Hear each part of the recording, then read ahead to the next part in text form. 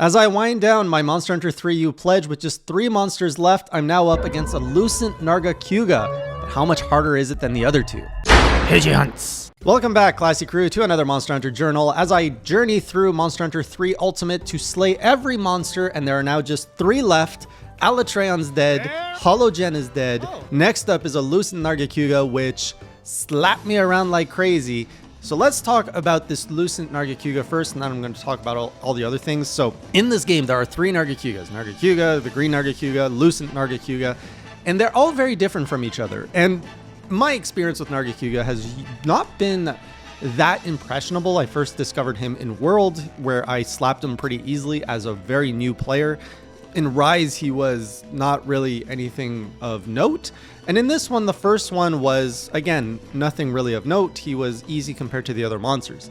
Now, Green Nargacuga, that was a different story. I was also trapped in that fight without kids for whatever reason. That was hard. He was super aggressive, super fast, and he gave me a little bit, he humbled me. Green Nargacuga humbled me, because I was now 300-400 hours into like all of my Monster Hunter franchise. Maybe I'm 500 hours.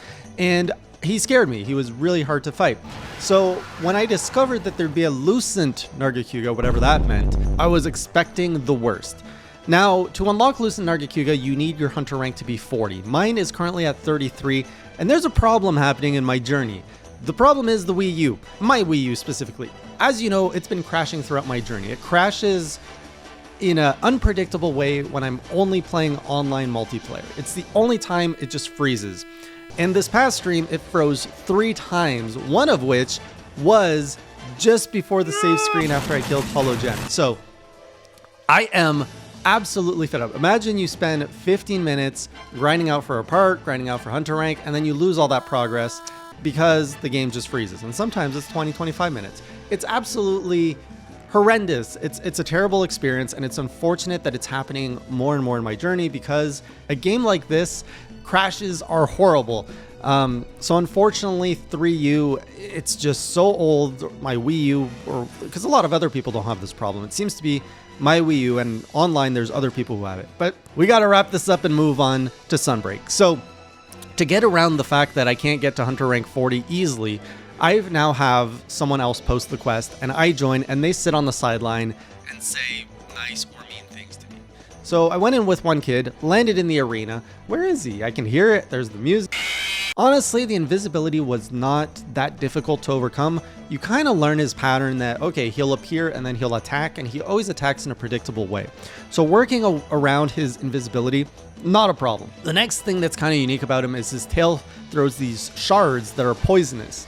And those things are annoying because while they interrupt you, they take a little bit of damage, and then of course they poison you. So the poison, and the second thing is his ability to close the gap with you. It's just, he can jump pretty much across the entire screen in either 1 hop or 3 hops. He closes that gap quick. And the other thing is his freaking tail. I swear this boy's tail is longer than all of the other Nargacuga tails. And there's one screen where I saw him like slam the ground, and it's about 3 times the length of his body. So this thing, when he's whipping it around, it hits you in very unexpected ways if you're not used to it, which I wasn't. In the first fight, I died fairly quick because of the aggressiveness, but also because of the poison. I was like, I didn't have antidotes because I didn't know he poisoned. So the guy who was sitting on the sidelines gave me, which is Nero, he gave me some antidotes. That didn't really help me because I still died because I didn't know the fight. So with that in mind, I'm like, all right, we need some new armor because there's a lot of things to deal with here, and there's one thing I cannot deal with. It's being poisoned, and I'm getting poisoned a lot. So I went out and got my anti-Giginox armor, put that on. It has a little bit less defense, but it nullifies poison. So I went in, and it was great. This armor set nullifies every gimmick except for the invisibility for Lucent Narga. It prevents the poison, and I can fight through his roars. So it's a really good set, and I'm really happy I got this build. So the only other thing that I have to do now is not get hit, which is kind of hard. I went through the second phase, 20-25 minutes. I must have been really close. I broke a bunch of stuff on him. I was so close to killing him, but unfortunately I just ran out of healing items. I went through every healing item I had. I could have brought more. I underestimated the fight. So next week when I go at it again, I will be more comfortable with the fight. I will bring more healing items, and I am very sure that Lucent Nargacuga is going to be dead. So when it comes to which one's the hardest, I still think the green Narga is the hardest of the 3 Nargas in 3U. And that's just because the Lucent, you can nullify his gimmick, which is the poison. The green Nargacuga is just super fast and super aggressive. Now, I probably should go back, fight him with the kids just to see what the experience is. And then there's the base Nargacuga, which he's an introduction to the Nargacuga clan. But the green one is who you gotta look out for. So anyways, let's talk about the other monsters. Alatreon, that was my wall last week. I was like, how am I gonna do this? And I went in this week, I'm like, okay, I just gotta learn the fight. Let's go in, let's learn the fight. And I died like that, as I was expecting. I wasn't consuming max potions. I wasn't trying to use up all my items. I just want to get some time. And it didn't go so well. I barely got any hits on him. I barely got to learn anything because he would just kill me. I was like, well, this isn't working. What are we gonna do? And I was like, you know what? So, and then I got all the suggestions. Optimize this, get this armor, do this, get these items, put these masks on the kid. And I was like, you know what? We're gonna do it the old HJ fashion way.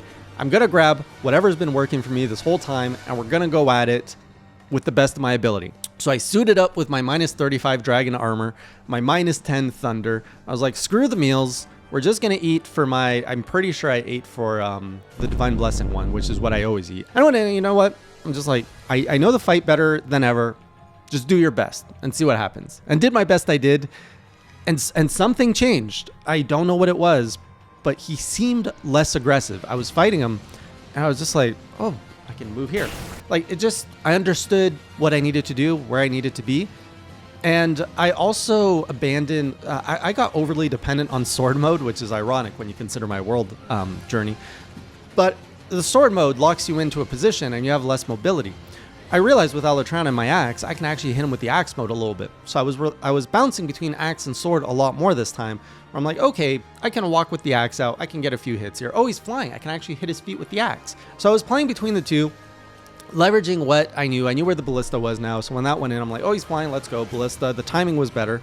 I climbed on top, got him to ram into the walls, got those openings again. And that's it. I just did that over and over. And the kids were good at keeping his attention. Oh, I did do one major difference on the kids. Their mask, I changed an ability that lets them, I think, respawn faster. That did actually help. So having the kids around more often did keep Alatreon's aggression a little bit lower on me. And for the most part, yeah, I just kept, sharpening my sword, drinking my cool drinks, keeping some distance. Then when I was ready, go in, fight. And after about 20, 30 minutes, somewhere in there, he died. I was like, oh, he's done. It just felt so methodical again. Like I kind of shared last week with the Gold Rathian and the Silver Rathlos. It just came together, and I don't know if it's just because I was less aggressive with Alatreon, different mindset. It was a pleasant fight. It was a little bit, now that I don't know, I feel I can appreciate the Alatreon fight and really compare it to World. It is a more boring fight, and I can understand now why people say it's easier. It's a game about waiting. Like the fight is more about waiting. He goes and tosses his icicles, you're waiting, and you're walking around in a circle. That's super boring. He's flying. Okay, you gotta wait for the ballista, or you can like go. And then the Eschaton Judgment even increases that, where they're like, no, we want more confrontation, more aggression. Hit those horns. Like it forces you. So Alatreon is an aggressive beast already, and what World does is they make the fight be more aggressive because they force the hunter to be more aggressive. They've already dialed up Alatreon's aggression towards you, but the Eschaton Judgment forces the hunter to be even more aggressive towards Alatreon, which escalates the whole aggression of the fight, which is what makes it a fun fight. Now, some people say Eschaton Judgment is a gimmick. They don't like it. And I understand in the philosophy of Monster Hunter, the hunts, why people will say that. They say like lore-wise, it's not about bringing your best gear, doing the best with what you got. And I hear you. And I think I'm good with this being a one-off fight. I don't think it's a gimmick, and I think it serves the purpose of having this very intense, aggressive fight by forcing the hunter to go be aggressive against this aggressive beast that's Alatreon. And it's very uncomfortable to do, but it's really fun to overcome. So Alatreon is gone. 4 monsters were left. Then that actually unlocked Hologen, and I took this on as a team because it's a siege fight. I don't think it's really fair to take on a siege fight solo, especially when it's intended to be a celebrational multiplayer, to come in and take on this massive whale as a team. I was disappointed with Hologen because he looks cool. I think his design is awesome, but I was surprised at how similar the fight was. There wasn't really that much difference other than, he probably hits a little harder and he has a lot more HP. And that's it. It's just a dialed up fight. There's not really anything that is that different. He attacks the ship the same way. In phase 2, he walks the same way. It's literally just a different design, and the tuner's dialed up so that you're taking more damage and he takes longer to kill. So we slayed him, but my game won't remember that because the game didn't get to save because the whole thing crashed literally before save, and I think I got a rare drop too. And you don't know how tempting it is to rage quit when the Wii U, like, no monster carding me has ever made me want to rage quit, but this constant freezing of the Wii U, oh my goodness. I look at the time, I'm like, is it responsible for me to just toss the controller and just call it quits and stop playing? Because it's so demotivating, it's so frustrating, and it's happening so many times, and there's no way to predict it. I don't know if like one day it's going to be worse than another, because sometimes it doesn't freeze at all, and then sometimes... So yeah, that's where I'm at. There is, like I said, 3 monsters left. I'm very confident Lucent Nargacuga is going to die next week. Savage Joe, I think I will be able to deal with him. I just need to get a specific armor. I just need to learn his fight.